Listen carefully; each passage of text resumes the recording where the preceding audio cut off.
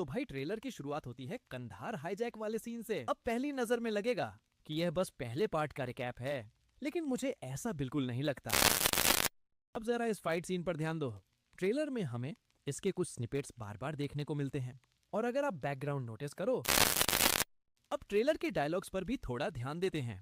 अगर आपको याद हो तो धुरंधर पार्ट 1 के ट्रेलर में एक लाइन थी, Ladies and gentlemen, you are not ready for this. और अब धुरंधर 2 के ट्रेलर में वही लाइन थोड़ी बदली हुई सुनाई देती है। Ladies and gentlemen, you are still not ready for this. मतलब साफ है कि मेकर्स ये बताना चाह रहे हैं कि जो कुछ भी आने वाला है उसके लिए हम अभी भी पूरी तरह तैयार नहीं हैं। और सच कहूं तो 3 मिनट 30 सेकंड का यह ट्रेलर एक ही चीज का वादा करता है, पूरी तरह का केओस और तबाही। हर फ्रेम में एक अलग लेवल की टेंशन और एक्शन दिखाई देता है। और सबसे बड़ी बात जो मुझे अच्छी लगी वो यह कि आदित्य धर ने इतने लंबे ट्रेलर में भी स्टोरी का असली पत्ता नहीं खोला। मतलब हमें एक्शन, ड्रामा और इंटेंस मोमेंट्स तो खूब दिखाए गए हैं, लेकिन कहानी आखिर किस दिशा में जाएगी ये अभी भी पूरा मिस्ट्री है। और भाई जब ट्रेलर इतना खतरनाक हो तो उसका ब्रेकडाउन भी थोड़ा पागलपन वाला होना तो बनता है। तो तैयार हो जाओ, कुर्सी की पेटी बांध लो, क्योंकि अब हम ट्रेलर के हर सीन को खोलकर देखने वाले हैं। और यकीन मानो, इस ट्रेलर में जितना केओस और महम दिख रहा है उसके पीछे उतने ही छुपे हुए हिंट्स एंड थ्योरीज भी हैं। तो भाई ट्रेलर की शुरुआत होती है कंधार हाईजैक वाले सीन से, और इसी सीन में हमें फिर से जहीर मिस्त्री दिखाई देता है। यहाँ वो अजय सान्याल को एक डायलॉग बोलता है, पड़ोस में ही रहते हैं हम, कूदे भर का जोर लगा लो, बिगाड़ लो जो बिगाड़ सकते हो। मजेदार बात यह है कि धुरंधर के फर्स्ट लुक में अजय सान्याल भी लगभग यही लाइन दोहराते हुए सुनाई देते हैं। वो कहते हैं, बहुत साल पहले किसी ने मुझसे कहा था, पड़ोस में रहते हैं, कूदे भर का जोर लगा लो, बिगाड़ लो जो बिगाड़ सकते हो। बिगाड़ने का वक्त आ गया है। मैं इस चीज को इसलिए हाईलाइट कर रहा हूँ क्योंकि ट्रेलर में दोबारा जहीर मिस्त्री को दिखाना सिर्फ पहले पार्ट की याद दिलाने के लिए नहीं लगता। मुझे लगता है इसके पीछे कोई बड़ा प्लान हो सकता है जो हमें धुरंधर पार्ट 2 में देखने को मिलेगा। और यहाँ से एक काफी इंटरेस्टिंग थ्योरी भी निकलती है, क्योंकि फिल्म में कुछ कैमियो रोल्स की खबरें भी सामने आई हैं। तो क्या पता ट्रेलर में डाले गए ये छोटे छोटे हिंट उन्हीं कैमियोज की तरफ इशारा कर रहे हो। अब सोचो, मेजर इकबाल तो फिल्म का मेन विलन है, और जाहिर सी बात है कि क्लाइमैक्स में उसका अंत हो जाएगा। लेकिन क्या हो अगर फिल्म के एंड में हमें एक एपिलॉग सीन देखने को मिले, जहां कहानी खत्म होने के बाद एक छोटा सा सीक्वेंस दिखाया जाए और वहां जहीर मिस्त्री की मौत दिखाई जाए, और इस तरह पूरी कहानी एक तरह से फुल सर्कल में आ जाए। लेकिन यहाँ ट्विस्ट ये होगा कि उसे मारने वाला हमजा नहीं होगा। अब मेरी बात ध्यान से सुनो।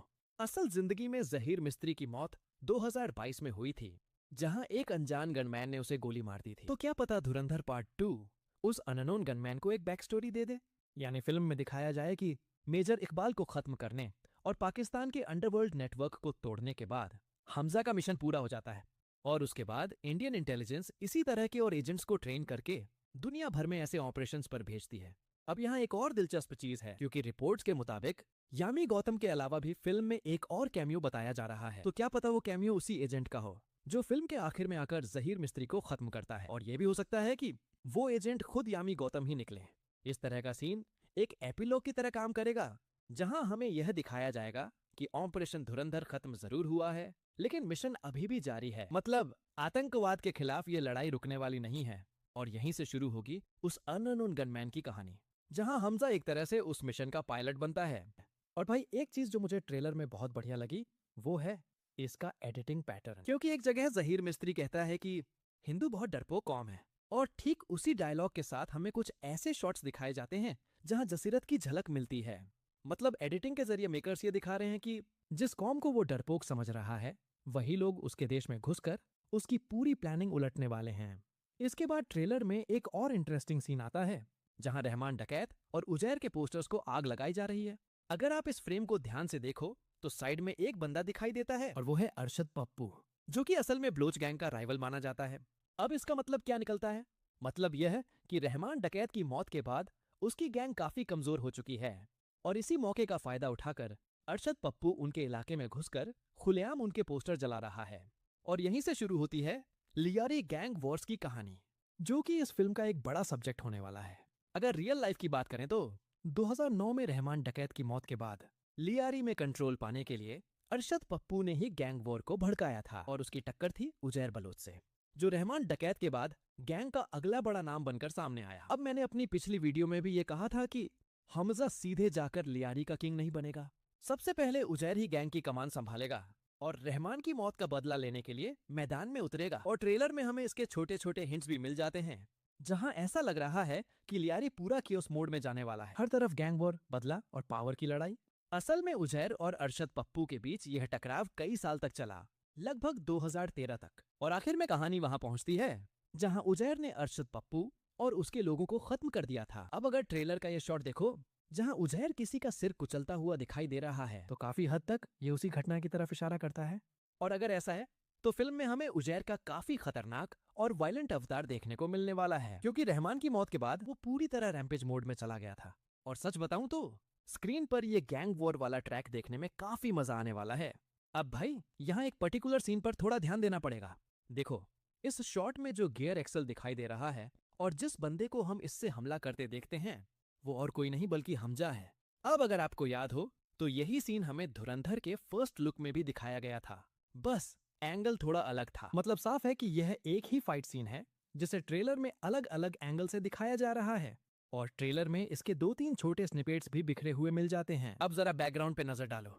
चारों तरफ टूटी हुई गाड़ियां, मेटल का कबाड़ और कार पार्ट्स पड़े हुए हैं, यानी यह पूरी गन फाइट एक स्क्रैपयार्ड में हो रही है। और यहाँ एक बहुत इंटरेस्टिंग बात सामने आती है, क्योंकि जिस लोकेशन पर यह सीन सेट किया गया है वो असल में एक रियल लाइफ इंसिडेंट से इंस्पायर बताया जा रहा है, जिसे कहा जाता है शेरशाह कबाड़ी मार्केट शूट आउट।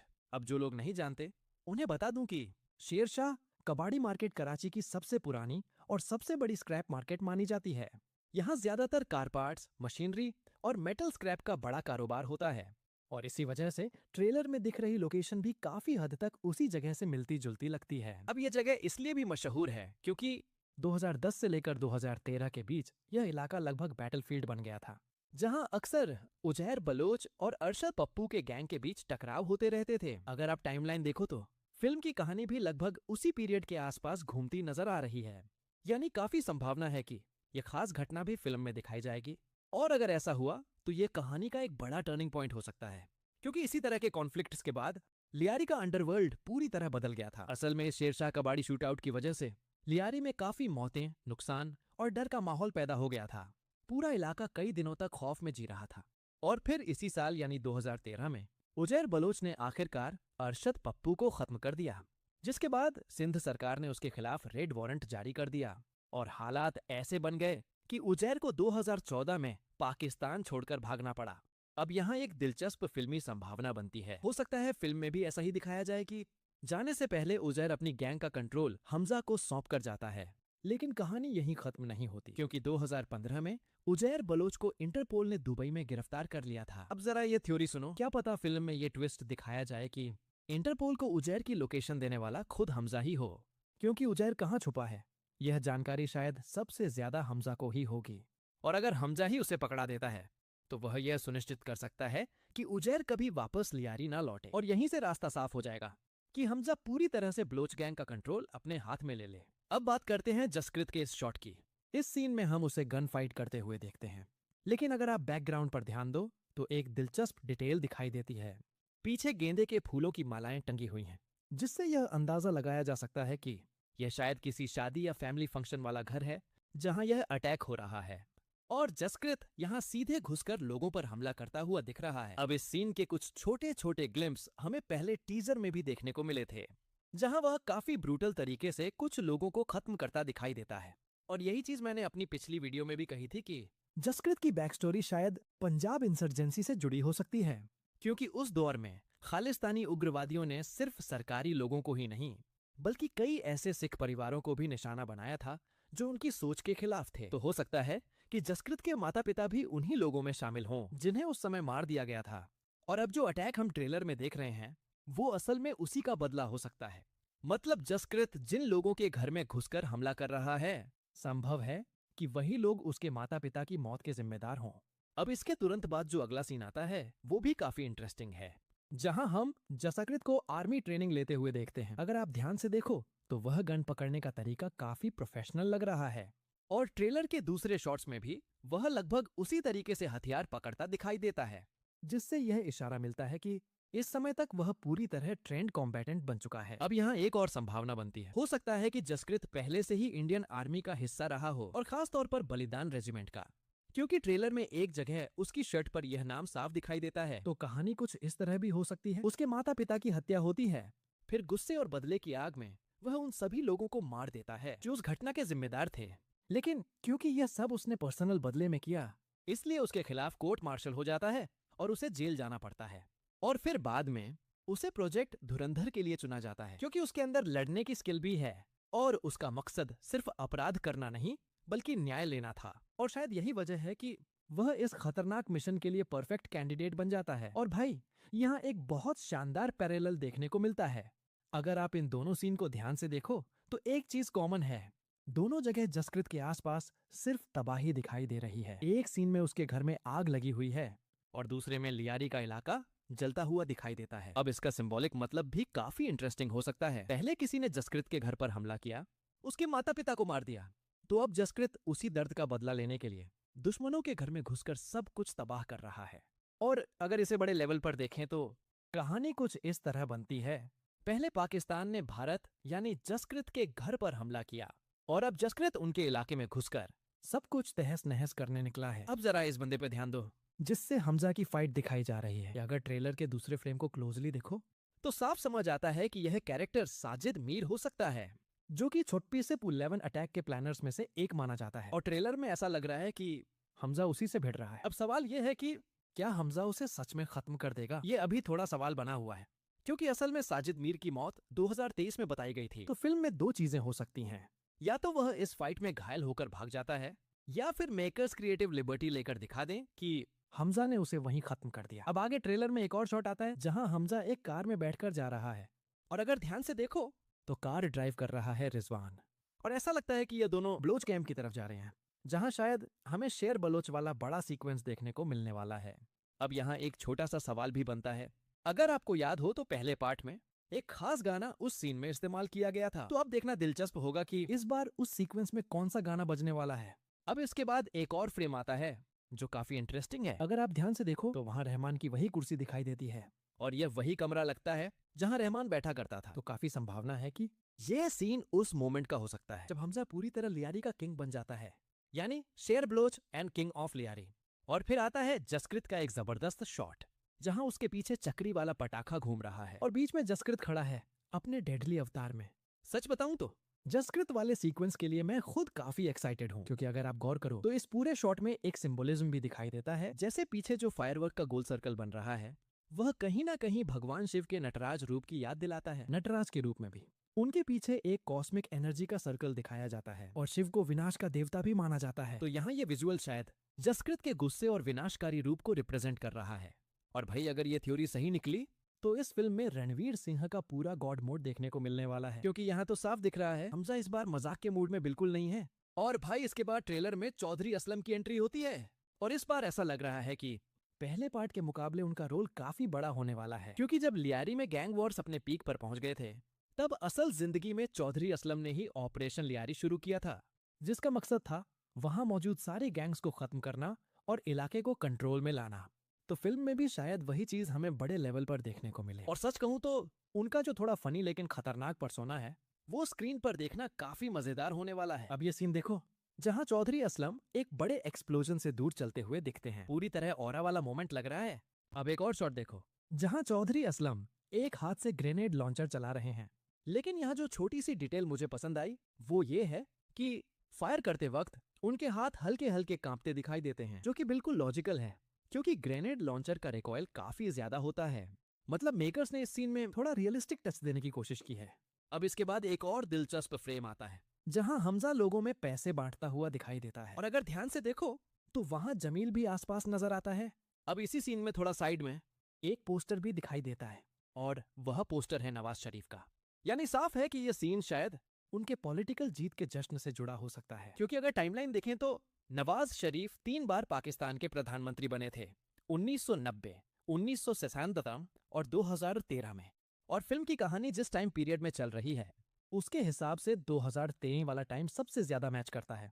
तो काफी संभव है कि यहाँ उनके प्रधानमंत्री बनने का सेलिब्रेशन दिखाया जा रहा हो, और शायद इसी वजह से जमील भी इस जश्न का हिस्सा बना हुआ है, क्योंकि पॉलिटिकल बदलाव से उसे भी कोई फायदा मिल रहा होगा। अब भाई ट्रेलर में एक ऐसा शॉट आता है जिसने मुझे सच में हल्का सा जंप स्केयर दे दिया, क्योंकि अचानक से स्क्रीन पर अर्जुन रामपाल दिखाई देते हैं और उनका लुक इतना खतरनाक और मेंसिंग लग रहा है कि बस पूछो मत। और सच कहूं तो जैसे पहले पार्ट में अक्षय खन्ना को काफी तारीफ मिली थी, वैसे ही इस बार मुझे लग रहा है कि अर्जुन रामपाल भी पूरा स्पॉटलाइट चुरा सकते हैं। अब इस सीन में मेजर इकबाल एक काफी भारी डायलॉग बोलता है। वो कहता है कि हिंदुस्तानी काफिर का सर काटकर मुशर्रफ के दस्तरखान पर रखा था मेजर इकबाल ने। अब ये लाइन सिर्फ फिल्मी डायलॉग भी हो सकती है, लेकिन इसका कनेक्शन एक रियल लाइफ घटना से भी जोड़ा जा सकता है, क्योंकि जैसा कि कई लोग मान रहे हैं, मेजर इकबाल का कैरेक्टर काफी हद तक इलियास कश्मीरी से इंस्पायर लगता है। और अगर ऐसा है तो जिस हिंदुस्तानी की बात यहाँ की जा रही है वो शायद भाव साहेब मारुति तालेकर हो सकते हैं, जो कि इंडियन आर्मी के जवान थे और कश्मीर के अशोक लिसनिंग पोस्ट पर तैनात थे। रिपोर्ट्स के मुताबिक उस पोस्ट पर हमला किया गया था और उस हमले के दौरान उनकी हत्या कर दी गई थी। तो संभव है कि ट्रेलर में मेजर इकबाल जिस घटना का जिक्र कर रहा है वो उसी दुखद घटना से प्रेरित हो। और जब वह कहता है कि उसने सिर मुशर्रफ के दस्तरखान पर रखा था, तो वह साफ तौर पर परवेज मुशर्रफ की तरफ इशारा कर रहा है, जो कि पाकिस्तान के पूर्व राष्ट्रपति और सेना प्रमुख रह चुके हैं। अब डायलॉग का अगला हिस्सा और भी इंटेंस है, क्योंकि इकबाल कहता है कि अब वह एक और हिंदुस्तानी का सिर काटेगा, और यहाँ साफ है कि वो इशारा हमजा की तरफ कर रहा है। अब जरा इस फ्रेम को भी गौर से देखो। अगर आप लेफ्ट साइड देखो तो वहाँ सफेद कुर्ते में चौधरी असलम नजर आते हैं और राइट साइड पर खड़ा है मेजर इकबाल। मजेदार बात यह है कि इस सीन की शूटिंग के दौरान कुछ तस्वीरें पहले ही लीक हो चुकी थीं, जहां दोनों कैरेक्टर एक दूसरे से बात करते दिखाई दे रहे थे। लेकिन सवाल ये है कि चौधरी असलम और मेजर इकबाल आमने सामने क्यों हैं? ये दोस्ती है, डील है, या कोई ट्रैप? इसका जवाब तो शायद हमें 19 तारीख को फिल्म देखने के बाद ही मिलेगा। अब इस सीन पर थोड़ा ध्यान दो। यहाँ एक बंदा जसकृत को काबू करता हुआ दिखाई देता है। पहली नजर में साफ नहीं दिखता कि ये कौन है, लेकिन अगर इस दूसरे फ्रेम को गौर से देखो तो इसका चेहरा थोड़ा रिजवान जैसा लगता है। खासकर अगर आप नाक और फेस स्ट्रक्चर पर ध्यान दो तो थोड़ा बहुत मैच करता हुआ लग रहा है। अब पक्का तो नहीं कहा जा सकता, लेकिन संभावना जरूर है कि यह रिजवान ही हो। अब अगला शॉट देखो। यहाँ हमजा रोता हुआ दिखाई देता है और उसके चेहरे का एक्सप्रेशन साफ बता रहा है कि यह सिर्फ दुख नहीं बल्कि गिल्ट और पछतावा भी है। जैसे उसे लग रहा हो, यार ये क्या हो गया, चीजें इतनी खराब कैसे हो गईं? अब जरा बैकग्राउंड नोटिस करो, क्योंकि जब अगले सीन में यालीनागन ताने हुए दिखाई देती है तो उसके पीछे भी लगभग वही लोकेशन नजर आती है। और सबसे इंटरेस्टिंग चीज है यालीना का एक्सप्रेशन। उसके चेहरे पर साफ धोखे का एहसास दिख रहा है, जिससे पहली थ्योरी यही बनती है कि उसे हमजा का असली सच पता चल गया है और इसी वजह से वह गुस्से में उस पर बंदूक तान देती है। और दूसरी तरफ हमजा का एक्सप्रेशन ऐसा लग रहा है जैसे वह सोच रहा हो, यार इसे यह सब पता नहीं चलना चाहिए था। लेकिन एक बात और भी हो सकती है, क्योंकि अगर सीन इतना सीधा होता तो शायद मेकर्स इसे ट्रेलर में डालते ही नहीं। तो हो सकता है कि हमें ऐसा लग रहा हो कि यालीना हमजा पर गन ताने खड़ी है, लेकिन असल में वह किसी और को टारगेट कर रही हो। और यह भी संभव है कि उस सीन में यालीना खुद मारी जाए और उसके बाद हमजा जो रोता हुआ दिख रहा है वह शायद उसकी मौत की वजह से हो। खैर, यह सब अभी सिर्फ थ्योरी है। असल में क्या होगा वो फिल्म देखकर ही पता चलेगा। अब आगे एक और इमोशनल शॉट आता है जहां जसकृत के चेहरे पर डर साफ दिखाई देता है और यह काफी हद तक वही मोमेंट लगता है जब वह अपने माता पिता की लाश देखता है, यानी उसकी जिंदगी का सबसे बड़ा ट्रॉमा। और इसके बाद जो लाइन आती है वो भी काफी दमदार है। हौसला, ईंधन, बदला। अब साफ है कि हौसला ही बदले की आग को जलाए रखता है। अब आगे ट्रेलर में एक बड़ा एक्शन शॉट आता है जहां पूरी एक बिल्डिंग ढह चुकी है और हमजा मलबे के बीच से निकलता हुआ दिखाई देता है। अगर इस लोकेशन को गौर से देखो तो ये वही जगह लगती है जहां ट्रेलर में मेजर इकबाल लोगों को भाषण देता हुआ दिखता है। यानी शायद ये कोई मदरसा या ट्रेनिंग सेंटर हो सकता है। और मुझे लगता है कि यह फिल्म के क्लाइमैक्स से ठीक पहले वाला हिस्सा हो सकता है जहां हमजा और मेजर इकबाल का पहला बड़ा टकराव होता है। अब इस बिल्डिंग के गिरने के पीछे एक थ्योरी भी बनती है। संभव है कि यह एयर स्ट्राइक की वजह से हुआ हो और उसी अफरा तफरी में मेजर इकबाल वहां से भाग निकलता है। क्योंकि असल जिंदगी में जिस शख्स से यह कैरेक्टर इंस्पायर माना जाता है उसके बारे में भी कहा जाता है कि वह एक एयर स्ट्राइक में मारा गया था। तो हो सकता है फिल्म में भी पहले यही खबर फैला दी जाए कि इकबाल मर चुका है, लेकिन असल में वह बच निकलता है और फिर आखिर में हमजा उससे फाइनल फेस ऑफ में बदला लेता है। अब इसके बाद ट्रेलर में एक और इंटेंस सीन आता है।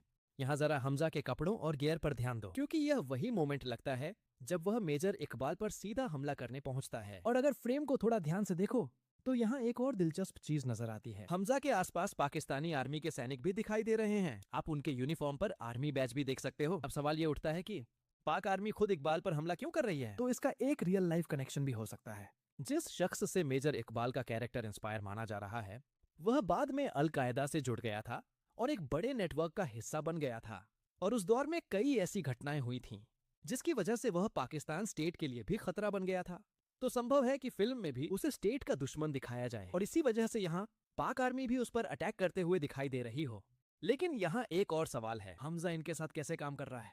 हो सकता है कि यहाँ पर जमाली ने पर्दे के पीछे कुछ सेटिंग की हो और उसी के जरिए हमजा को यह मौका मिला हो। अब इसके बाद ट्रेलर में एक बड़ा ब्लास्ट सीन भी दिखाई देता है। अगर लोकेशन को गौर से देखो तो यह कोई जेल जैसी जगह लगती है, और यह कोई साधारण जेल नहीं, बल्कि शायद हाई प्रोफाइल कैदियों के लिए बनी स्पेशल जेल है। क्योंकि यहाँ जो दरवाजे दिखाई दे रहे हैं वो सामान्य लोहे की सलाखों वाले नहीं हैं, बल्कि पूरी तरह भारी मेटल डोर्स हैं।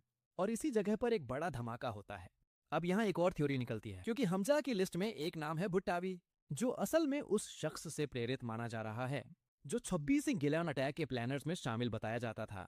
रियल लाइफ में उसकी मौत पाकिस्तान की जेल में हुई थी।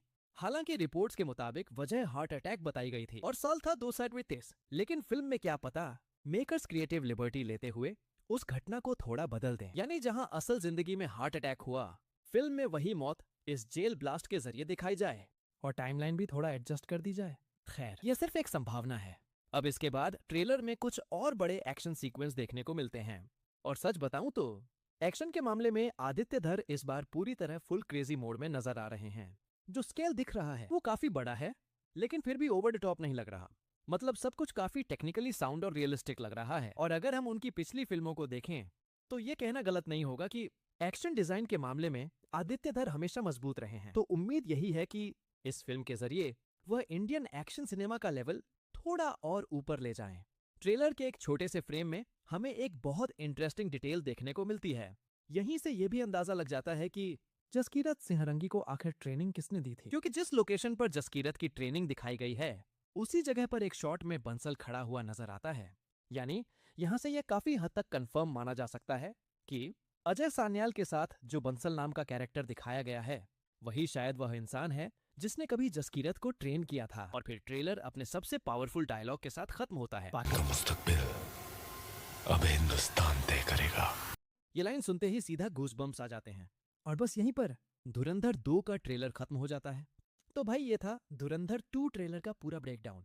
अगर मुझसे कोई डिटेल मिस हो गई हो या तुम्हारे पास इस ट्रेलर से जुड़ी कोई नई थ्योरी हो तो उसे नीचे कमेंट में जरूर लिखना। और अगर वीडियो पसंद आई हो तो लाइक करना बिल्कुल मत भूलना। और हाँ, एक छोटी सी फन एक्टिविटी भी करते हैं। अगर तुम्हारे दिमाग में धुरंधर 2 को लेकर कोई क्रेजी थ्योरी है तो उसे कमेंट्स में जरूर लिखो। अगर मुझे काफी सारी मजेदार थ्योरीज मिल गई तो मैं एक अलग वीडियो बनाऊंगा जहां मैं तुम लोगों की थ्योरीज को फीचर और डिस्कस करूंगा। और अगर पहली बार चैनल पर आए हो तो सब्सक्राइब जरूर कर लेना, क्योंकि यहाँ पर ऐसे ही मूवी ब्रेकडाउन और पॉप कल्चर वाली वीडियो आती रहती हैं। तो अभी के लिए इतना ही, मिलते हैं अगली